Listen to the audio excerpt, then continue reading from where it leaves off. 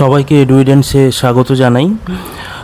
আমি একটি পরীক্ষা নিয়েছিলাম গতকাল। পরীক্ষার প্রশ্নপত্র এখনও চ্যানেলে আছে। যারা এখনও পরীক্ষাটা দাওনি তারা ডেসক্রিপশান বক্সে এবং কমেন্ট বক্সে লিঙ্ক পেয়ে যাবে। সেখান থেকে লিঙ্কে গিয়ে তোমরা পরীক্ষাটা দিতে পারো। আগামী রবিবার যে এসএলএসটি পরীক্ষা রয়েছে এডুকেশন সাবজেক্টে, সেই এডুকেশন সাবজেক্টের ফুল সিলেবাসের ওপর যেমন করে পরীক্ষায় প্রশ্ন থাকবে ঠিক সেরকম প্রশ্নপত্রের ওপরই একটি পরীক্ষা আর লিঙ্ক তোমাদের আমি ডেসক্রিপশান বক্সে দিয়েছি। অলরেডি প্রচুরজন পরীক্ষাটা দিয়েছে এবং তারা তাদের স্কোরও বলেছে।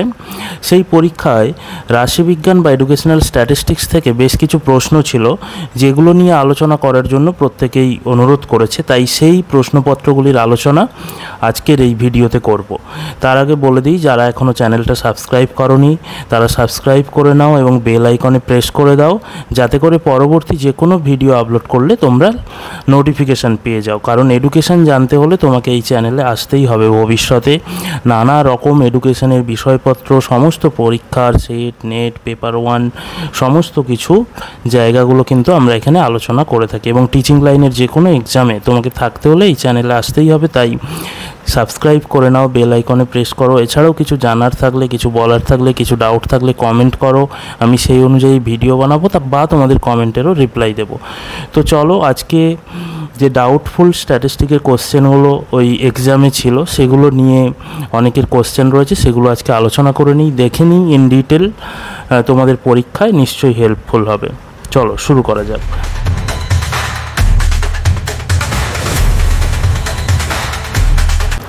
দেখো, 5-এর দাগের একটা প্রশ্ন ছিল, উন্মুক্ত রাশিমালার ক্ষেত্রে কার্যকরী কেন্দ্রীয় প্রবণতার পরিমাপ হলো for an open distribution the most effective measures of central tendency is. উন্মুক্ত রাশিমালা বলা হচ্ছে। উন্মুক্ত রাশিমালা মানে কি? যে রাশিমালাটা ক্লোজড হয়নি, যে রাশিমালাটার প্রান্তের দিকে আরও স্কোর রয়েছে কিন্তু সেগুলো জানা যাচ্ছে না। যেমন ধরো আমি যদি বলি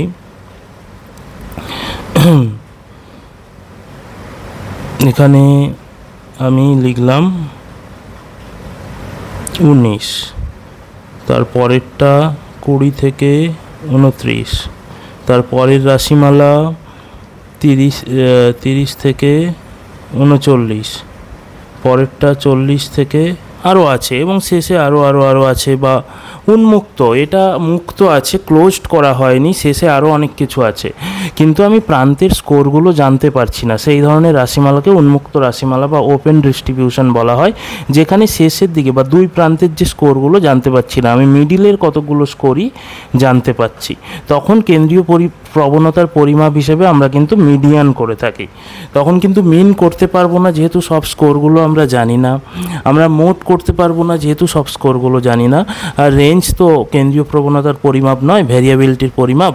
তাই এখানে অপশান বি মিডিয়ান সঠিক উত্তর হবে। তো বুঝতে পারলে, প্রান্তের স্কোরগুলো যদি জানা না থাকে বা কোনো রাশিমালা যদি উন্মুক্ত থাকে, সেক্ষেত্রে মিডিয়ানই সঠিক পরিমাপ। কারণ মিডিয়ান মানে মিডিলের জিনিসটা।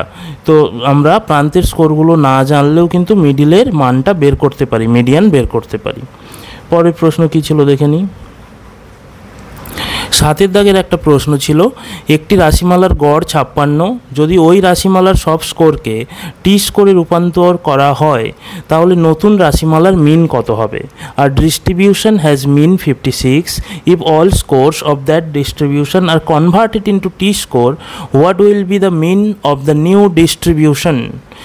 বলা হচ্ছে একটি রাশিমালার গড় 56, এই যে কোনো রাশিমালা অ্যাজিউম করে নাও, তার গড় 56, এভারেজ 56। এবার বলা হচ্ছে ওই রাশিমালাটার সমস্ত স্কোরকে টি স্কোরে পরিবর্তন করা হচ্ছে, রূপান্তর করা হয়েছে। তাহলে টি স্কোরে যে পরিবর্তন করা হলো, তখন আমরা টি স্কোর অনুযায়ী একটা নতুন রাশিমালা পেলাম, তার গড় কত হবে? আমরা জানি যে কোনো স্কোরকে যদি আমরা জেড স্কোরে পরিবর্তন করি, তখন তার মিন হয় 0 এবং এসডি হয় 1। অর্থাৎ যে কোনো স্কোরকে বা যে রাশিমালার সমস্ত স্কোরকে আমরা যখন জেড স্কোরে পরিবর্তন করি, তার মিন 0 হয় এবং এসডি 1 হয়। সেরকমই আমরা যে কোনো রাশিমালাকে যদি টি স্কোরে রূপান্তর করি বা যে কোনো স্কোরকে যদি আমরা টি স্কোরে রূপান্তর করি, তখন তার মিন হয় 50, টি স্কোরের মিন 50 এবং এসডি হয় 1। তাই এখানে রাশিমালা যাই হোক না কেন, তার আগে গড় যতই থাকুক না কেন, এটা তো কনফিউজ করার জন্য দেওয়া হয়েছে। এটা 56 জায়গায় 100 দেওয়া যেতে পারতো, যা খুশি দেওয়া যেতে পারতো। তার গড় যাই হোক না কেন, সেটাকে যখন আমরা টিস করে পরিবর্তন করব, টিস করে পরিবর্তন করা মানেই তার গড় 50 হয়ে যাবে এবং এসডি 10 হয়ে যাবে। তো যে কোনো রাশিমালাকে আমরা যদি টিস করে পরিবর্তন করি তখন তার গড় 50 হয় এবং এসডি 1 হয়। তাই যখন আমরা টিস করে পরিবর্তন করার কথা বলছি এবং নতুন রাশিমালার মিন জিজ্ঞেস করছি, তখন তার গড় হবে 50। এটা যদি জেডস করে বলতাম, গড় হতো 0। তো এটাই অ্যান্সার। চলো পরেরটা করি।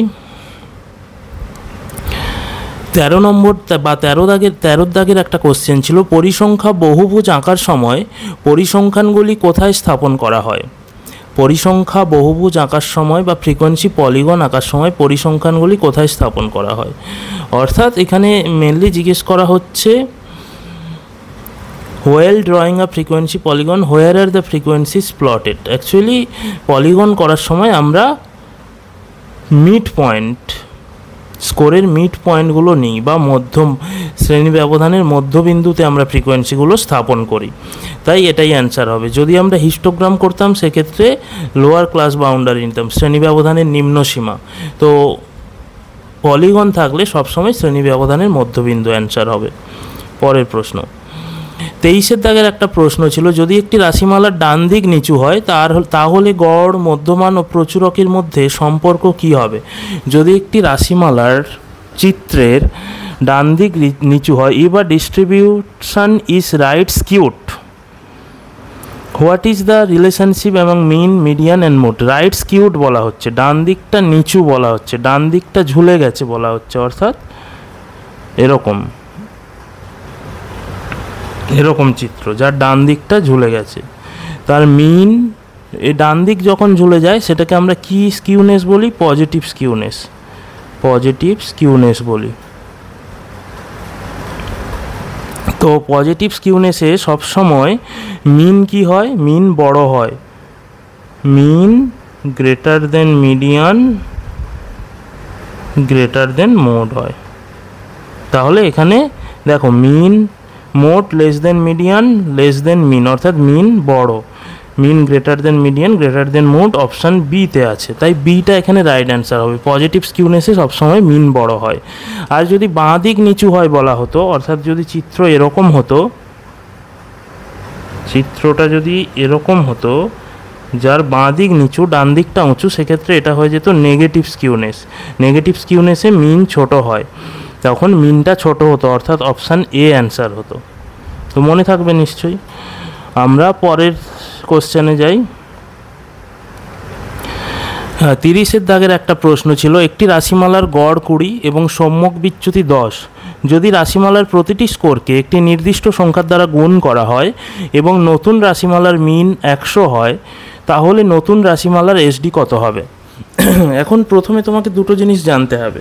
মিনের ধর্মে একটা কথা আছে, মিনের ধর্ম হচ্ছে যদি কোনো রাশিমালার প্রত্যেকটি সংখ্যার সাথে কোনো নির্দিষ্ট সংখ্যা যোগ, বিয়োগ অথবা গুণ, ভাগ যাই করানো হোক না কেন, মিনও সমপরিমাণ পরিবর্তিত হয়। অর্থাৎ কোনো রাশিমালার গড় যদি 5 হয়, সেক্ষেত্রে সেই রাশিমালাকে কোনো যদি নির্দিষ্ট সংখ্যা, ধরো 2 দ্বারা যোগ করা হলো, সমস্ত রাশিগুলোর সঙ্গে 2 যোগ করা হলো, তখন তার নতুন গড় হয়ে যাবে, গড়ও 2 বেড়ে যাবে, গড়ও হয়ে যাবে 7।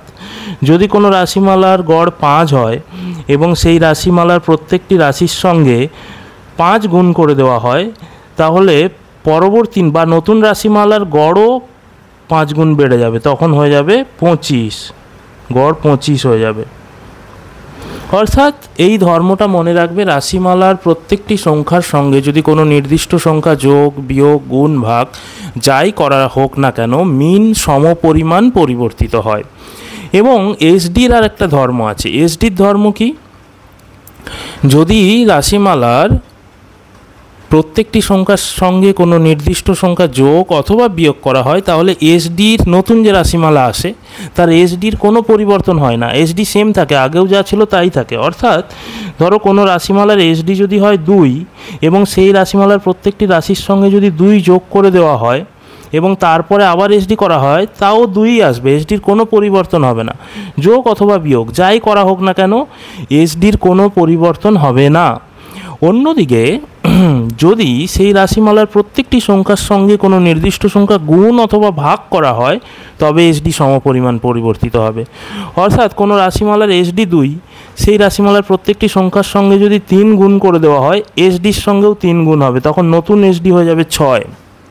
এই ধর্মটা মনে রাখতে হবে, তাহলে আমরা এই অঙ্কটা পারবো। তারপরে তো অঙ্কটা বোঝার পালা বা স্ট্যাটিস্টিক্সটা বোঝার পালা। অর্থাৎ আমি বললাম মিনের ক্ষেত্রে প্রত্যেকটি রাশিমালার প্রত্যেকটি স্কোরের সাথে যদি কোনো নির্দিষ্ট সংখ্যা যোগ বিয়োগ গুণ ভাগ যাই করা হোক না কেন মিন সমপরিমাণ পরিবর্তন হয়।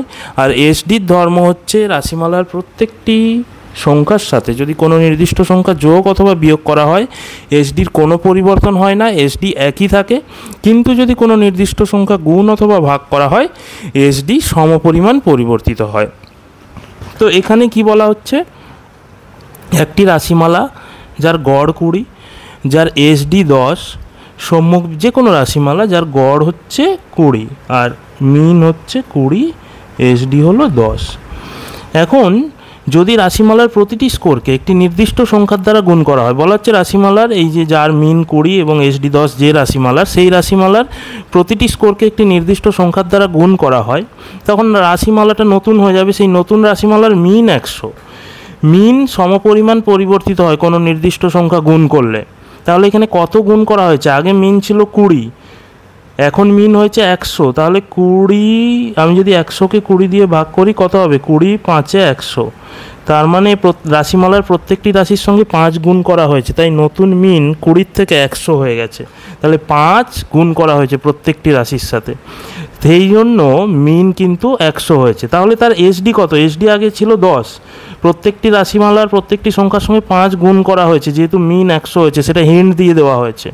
তার মানে 5 গুণ করা হয়েছে, আমি বুঝলাম। আর গুণ করলে এসডিও সমপরিমাণ পরিবর্তিত হয়, তাহলে এসডির সাথেও 5 গুণ করে দেবো। তাহলে এসডি 50 এখানে বি অপশানে আছে, বি উত্তর হতো। এখানে যদি এরকম থাকতো নতুন রাশিমালার, ধরো কোনো রাশিমালার গড় 20 এবং ওই রাশিমালার প্রতিটি স্কোরকে একটি নির্দিষ্ট সংখ্যা দ্বারা যোগ করা হয়েছে বলা থাকতো, এবং নতুন গড় ধরো হলো 22, তাহলে কত যোগ করা হয়েছে, মিন আগে ছিল 20 এখন 22, 2 বেড়েছে, তাহলে প্রত্যেকটি রাশির সঙ্গে 2 যোগ করা হয়েছে। এবার তাহলে এসডি কত হবে, এসডি আগে ছিল 10 এখন কত হবে, যেহেতু যোগ করা হয়েছে একটা নির্দিষ্ট সংখ্যা এসডির কোনো পরিবর্তন হবে না, তখন এসডি 10ই থাকতো। যেহেতু গুণ করা হয়েছে 5 গুণ করা হয়েছে বলা হয়নি, কিন্তু মিন যেহেতু 100 নতুন রাশিমালার, আগে ছিল 20, 20 5 100, সেহেতু আমি বুঝলাম ওই রাশিমালার প্রত্যেকটি স্কোরের সাথে 5 গুণ করা হয়েছে। তো তাহলে তার এসডি হবে, এসডির সাথেও 5 গুণ হবে, এসডিও 5 গুণ বেড়ে যাবে, কারণ গুণ এবং ভাগ করলে এসডিও সমপরিমাণ পরিবর্তিত হয়। তাহলে নতুন রাশিমালার এসডি হবে 50, যেহেতু আগে ছিল 10। তো এইভাবে কিন্তু ট্রিকই করা হয়েছে কোশ্চেনটা, কিন্তু ইজি। ধর্মগুলো জানলে এই ট্রিকটা ধরতে পারলে আমরা করতে পারবো। তো এরকম প্রশ্ন আসতে পারে, এই প্রশ্নগুলো যারা পেরেছো করতে, আমি যে পরীক্ষাটা নিয়েছিলাম সেখানে যারা করতে পেরেছো তারা যে কোনো কোশ্চেন কিন্তু করতে পারবে পরীক্ষায় আসলে রাশিবিজ্ঞান থেকে, অসুবিধা নেই। যারা পারোনি ভালো করে বুঝে নাও, এই ট্রিকগুলো তোমরাও করতে পারবে। তাহলে দেখি আর কি প্রশ্ন ছিল। আচ্ছা, 46-এর দাগের একটা প্রশ্নে ছিল, একটি রাশিমালার আন্তঃচতুর্থাংশ পরিসর 48 হলে চতুর্থাংশ চ্যুতি কত হবে? If the interquartile range of a distribution is 28, what is the quartile deviation? কিউডির সূত্র কি? কিউডির সূত্র হচ্ছে Q3 minus Q1/2। এখন Q3 minus Q1-কে আমরা আন্তঃচতুর্থাংশ Q3 মাইনাস Q1 যদি আমরা করি, সেটাকে আমরা ইন্টারকোয়ার্টাইল রেঞ্জও বলি, ইন্টারকোয়ার্টাইল রেঞ্জ বা আন্তঃচতুর্থাংশ চ্যুতিও বলি। আর এই আন্তঃচতুর্থাংশ চ্যুতি অর্থাৎ Q3 মাইনাস Q1 বা IQR ইন্টারকোয়ার্টাইল রেঞ্জকে যখন আমরা 2 দিয়ে ডিভাইডেড করি তখন সেটাকে আমরা কিউডি বলি। তাহলে এখানে IQR বা ইন্টারকোয়ার্টাইল রেঞ্জ বা আন্তঃচতুর্থাংশ পরিসর 28 বলা হচ্ছে, তাহলে কিউডি কত হবে? 28কে 2 দিয়ে ডিভাইডেড করে দাও, 14 হবে। এনে দাও 14, অপশান বি অ্যান্সার হবে। তো এটাই ঠিক উত্তর। একটি রাশিমালার আন্তঃচতুর্থাংশ পরিসর 28 হলে চতুর্থাংশ চ্যুতি কত হবে? 14 হবে। চতুর্থাংশ চ্যুতিতে দেখবে এরকম একটা ছবি, তোমরা যদি বইয়ে দেখে থাকো, একটা ছবি থাকে। এই ছবিতে ধরো এখানে তো Q4 শেষ প্রান্তে, এটা Q3, এই মিডিল বরাবর থাকে Q2, তারপরে Q1। তো এইখানে Q3 থেকে Q1 বাদ দেওয়া হলো। Q3 ছিল এই পর্যন্ত, সেখান থেকে এই Q1 বাদ দিয়ে দেওয়া হলো, এই জায়গাটা বাদ দিয়ে দেওয়া হলো। Q3 মাইনাস Q1, এই যে তখন এই জায়গাটা যেটা পড়ে থাকবে মধ্যবর্তী 50%, এইটাকে আমরা বলি IQR বা ইন্টার কোয়ার্টাইল রেঞ্জ বা আন্তঃচতুর্থাংশ চ্যুতি। সেটাকে যখন 2 দিয়ে ডিভাইড করা হয়, অর্থাৎ মধ্যবর্তী 50%-এর অর্ধেক হচ্ছে QD। Q3 মাইনাস Q1 মানে মধ্যবর্তী 50% বা ইন্টার কোয়ার্টাইল রেঞ্জ বা আন্তঃচতুর্থাংশ চ্যুতি, তাকে 2 দিয়ে ডিভাইডেড যখন করি QD বের হয়। তাই এখানে আন্তঃচতুর্থাংশ চ্যুতি বলে দেওয়া হয়েছে 28, তাকে 2 দিয়ে ডিভাইডেড করলে হবে 14, তাই কিউডি হবে 14। আচ্ছা, যখন কিউডি থেকে প্রশ্ন এসছে, কিউডির আরেকটা ধর্ম বলে রাখি যেটা তোমাদের পরীক্ষায় কাজে লাগতে পারে। আমরা যদি মিডিয়ান প্লাস মাইনাস কিউডি করি, তাহলে এর মধ্যে থাকবে 50% শিক্ষার্থীর স্কোর যত বেরোবে, আর এর ওপরে থাকবে 25% শিক্ষার্থীর স্কোর, এর নিচে থাকবে 25% শিক্ষার্থীর স্কোর। বোঝা গেল না মনে হয়? ধরো একটা রাশিমালার মিডিয়ান